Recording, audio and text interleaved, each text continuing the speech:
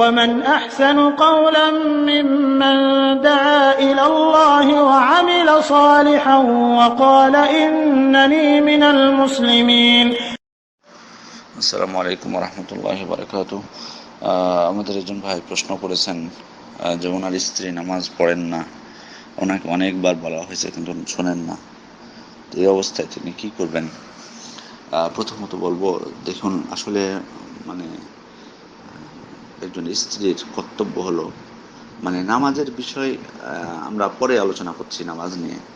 দেখুন, এমনিতে স্বামীর আনুগত্য করার বিষয়ে, যে স্বামী একটা কথা বলছে আর বলছে তোমার হিসাব তুমি দাও, আমার হিসাব আমি দিব, এটি কেমন? এই ধরনের আনুগত্য এমনি স্বাভাবিক যদি দুনিয়াবী বিষয় হয় তাতেই স্বামীর আনুগত্য করতে বলা হয়েছে, যে কোরআন হাদিস বিরোধী যদি কোনো কিছু না বলে তাহলে তার আনুগত্য করতে বলা হয়েছে, তার কথা শুনতে বলা হয়েছে। সেখানে কিভাবে দিনই বিষয়, যেখানে মহান আল্লাহ তাআলা নির্দেশ এবং এমন একটি নির্দেশ যে এটি হলো দিনের মূল স্তম্ভ, এটি যদি কেউ ছেড়ে দেয় তাহলে তার আর ইসলাম বলে কিছু থাকে না। সুতরাং নারীদেরকে বলবো, প্রত্যেক নারীকে সুযোগে বলবো যে আপনারা এই বিষয়টাতে খেয়াল রাখবেন। আপনারা যদি রাসূলুল্লাহ সাল্লাল্লাহু আলাইহি ওয়াসাল্লামের একটি হাদিস যদি স্মরণ করেন, সেটি আপনাদের জন্য যথেষ্ট। রাসূলুল্লাহ সাল্লাল্লাহু আলাইহি ওয়াসাল্লাম বলছেন, লাউ কুনতু আমিরান আহাদান আন ইয়াসজুদা লি আহাদিন লা আমারতুল মারআ আন তাসজুদা লি যাওজিহা। আমি যদি কোনো মানুষের জন্য সিজদা করতে বলতাম, তো নারীদেরকে তার স্বামীদেরকে সিজদা করতে বলতাম। কত মারাত্মক কথা বলেছেন, দেখেছেন? আমরা তো জানি যে কোনো মানুষকে সিজদা করা এটি বৈধ না, এটি শিরক, এটি হারাম। কিন্তু রাসূলুল্লাহ সাল্লাল্লাহু আলাইহি ওয়াসাল্লাম বলছেন, যদি আমি নির্দেশ দিতাম কোনো মানুষকে সিজদা করবে, তো আমি নির্দেশ দিতাম যে স্ত্রীরা তাদের স্বামীকে সিজদা করবে। তাহলে কতটা আনুগত্যশীল হওয়া উচিত, কতটা তার মধ্যে মনোভাব থাকা উচিত যে আমার স্বামী যা বলবে আমি তা শুনবো। বিশেষ করে সেটা যদি ভালো কথা হয়, আর বিশেষ করে তার থেকে বেশি কথা সে দিন সংক্রান্ত হয়, আর যদি তার থেকে আরো বেশি বড় হলো যে সেটা যদি দিনের মূল ভিত্তি হয়, তাহলে স্বামী যদি নিষেধও করে স্ত্রীকে নামাজ পড়তে, তবুও তো তাকে পড়তে হবে, নাহলে তার দিনই থাকবে না। সেক্ষেত্রে আপনি নামাজ পড়তে বলা হচ্ছে, সেখানে সে বলছে তোমার হিসাব তুমি দাও, এটা কোন ধরনের অন্যায়, মারাত্মক অন্যায়। আরেকটি হাদিসের যদি লক্ষ্য করুন, দেখুন সহিহ বুখারীর হাদিস 5195 নম্বর হাদিস। রাসূলুল্লাহ সাল্লাল্লাহু আলাইহি ওয়াসাল্লাম বলছেন, লা ইয়াহিল্লু লিল মারআতি আন তাসুমা ওয়া যাওজুহা শাহিদুন ইল্লা বিইذনি ওয়া লা তা'যানা ফি বাইতিহি ইল্লা বিইذনি। অর্থাৎ স্বামী যখন উপস্থিত থাকবে তখন স্বামীর অনুমতি ব্যতীত মহিলার জন্য নফল রোজা বৈধ নয়, এবং স্বামীর অনুমতি ব্যতীত অন্য কাউকে তার গৃহে প্রবেশ করতে দেবে না। তাহলে দেখুন তো যে বিদ্যার এই হাদিসের আলোকে বলছেন যে যে একজন স্ত্রীকে তার স্বামীর যৌন তৃপ্তি মেটানোর জন্য রোজা তার অনুমতি ব্যতীত রোজা রাখতে নিষেধ করা হয়েছে, তার অনুমতি ব্যতীত রোজা রাখতে নিষেধ করা হয়েছে। সুতরাং এর থেকে যেগুলো গুরুত্বপূর্ণ বিষয়, তাহলে সেগুলোর ক্ষেত্রে তার কতটুকু তার স্বামীর কথা শোনা উচিত বা আনুগত্য করা উচিত, বিশেষ করে যেগুলো এর থেকে গুরুত্বপূর্ণ। আর তার থেকে যদি গুরুত্বপূর্ণ, সুবহানাল্লাহ, যদি সেটা দিনের ইসলামের কোনো বিধিবিধান হয়ে থাকে, আর শুধু কি বিধিবিধান, এটি ধরুন দিনের মূল স্তম্ভ, সেক্ষেত্রে তাকে কতটা, এটা তো আল্লাহর অনুগত্য। মূলত এখানে স্বামীর অনুগত্য মধ্যেই স্বামী বলতেছেন এই কারণে যে স্বামীর অনুগত্য করার জন্য করবেন না, এটা তো আল্লাহর অনুগত্য। মহান আল্লাহ তাআলা তোর উপর এই বিধান দিয়েছেন প্রত্যেকটি মানুষের উপর, প্রত্যেকটি মুসলিম ব্যক্তির উপর। সুতরাং এখানে স্বামীর কথায় যায় আসে না, সে করতে বলুক না বলুক, মহিলাকে করতে হবে, নামাজ পড়তে হবে। সুতরাং এই দিনই ব্যাপারে দুনিয়ার ব্যাপারে যদি এতটাই করতে হয়, দিনই ব্যাপারে নির্দেশ দিচ্ছেন, আর উনি বলছেন তোমার হিসাব তুমি দিবা, কত মারাত্মক জিনিসটা আপনারা যদি চিন্তা করেন তাহলে বুঝতে পারবেন। তো যাই হোক, আমরা প্রথমে আপনাকে বলবো সেটা হলো যে আপনার স্ত্রী যে এই ধরনের মনোভাবটা কেন, আপনার কথা শোনার ব্যাপারে, যে কথাটা শুনলে কিন্তু বোঝা যাচ্ছে যে তোমার হিসাব তুমি দিবা, এই ব্যাপারটা কেন, এরকম কেন হলো, এটা প্রথমত আপনাকে বের করতে হবে।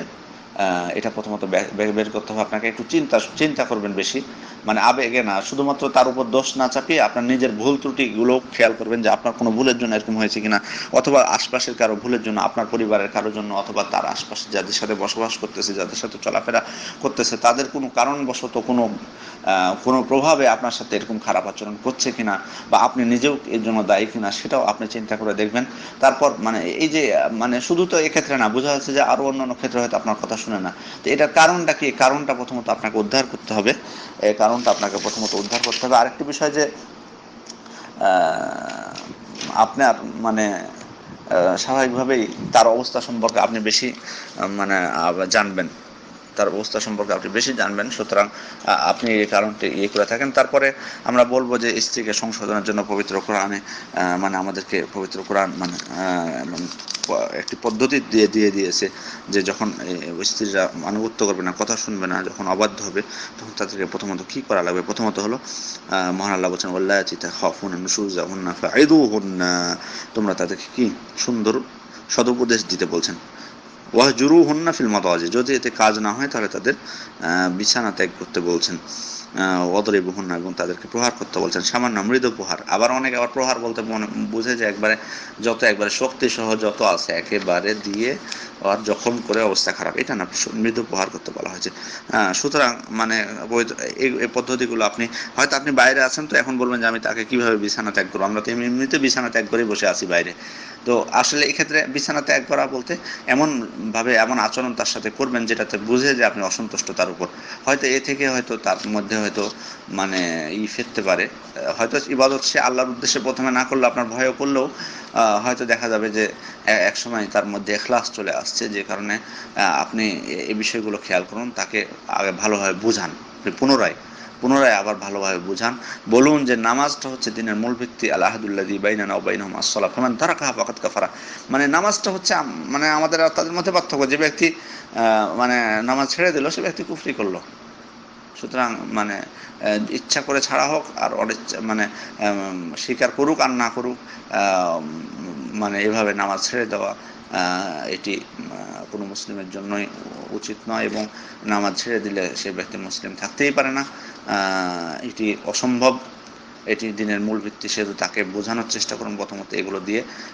সে যদি তৃপ্ত না হয় তারপর তুই অসন্তুষ্ট প্রকাশ করবেন প্রথমে, তারপরে তাকে মানে স্বাভাবিকভাবে আপনি জানেন যে তাকে সংশোধন করতে হলে তার অবস্থা সম্পর্কে কিন্তু জানা লাগবে, যে তাকে কিভাবে কোন ওষুধ দিলে টাকার কাজ হবে। ডাক্তারের কাছে না গেলে কিন্তু বোঝা যায় না।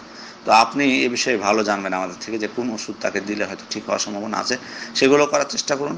শেষমেশ যদি তাও না শুনে, তাহলে আপনার কিছু করার নেই, তার সাথে সংসার করা আপনার জন্য বৈধ হবে না, যেমনটি বিদ্যানগণ বলছেন। কারণ সে যদি নামাজ না পড়ে, তাহলে তো আপনার বুঝতেই পারছেন যে নামাজ না পড়লে তার হুকুমটা কি। সাহাবা ইকরাম বলছেন যে সাহাবা ইকরাম অন্য কোনো দিনের কোনো বিধিবিধানকে পরিত্যাগ করাকে কুফরি মনে করতেন নামাজ ব্যতীত। সুতরাং এটি অত্যন্ত একটি গুরুত্বপূর্ণ বিষয়, আপনি বোঝার চেষ্টা করুন। ইনশাআল্লাহ হয়তো আল্লাহ তাকে হিদায়াত করতে পারেন। মহান আল্লাহ তাআলা হিদায়াতের মালিক। আপনি তার জন্য দোয়া করুন সবসময়, শুধু মানে মনের করবেন না যে হচ্ছে না, ভালো হচ্ছে না, রাগ সবসময় না। আপনি তার জন্য নামাজে দোয়া করুন যে আল্লাহ তাকে হিদায়াত দান করো, আল্লাহ তাকে হিদায়াত দান করো। আপনি তার জন্য দোয়া করুন। আমরাও দোয়া করি আপনার স্ত্রীর জন্য এবং পৃথিবীর সকল মহিলাদের জন্য, সকল মানুষের জন্য, যে আল্লাহ যেন তাদেরকে সবাইকে হিদায়াত করেন। আমিন। আসসালামু আলাইকুম ওয়া রাহমাতুল্লাহি ওয়া বারাকাতুহু।